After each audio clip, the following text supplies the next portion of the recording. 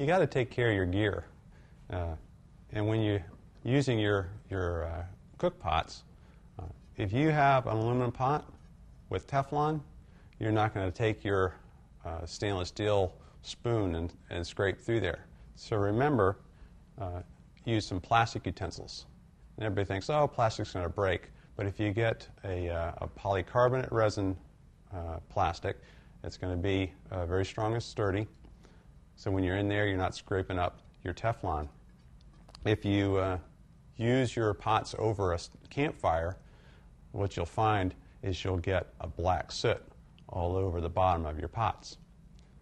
How do you take care of that? You rub a little soap on the bottom of your pots so that the blackness doesn't stay there, and you can wash that off. Remember, in your pot selection, aluminum pots, they're going to be relatively easy to dent, so you may want to opt to something a little stronger like anodized aluminum or titanium. If you have any questions, give your local outfitter a holler.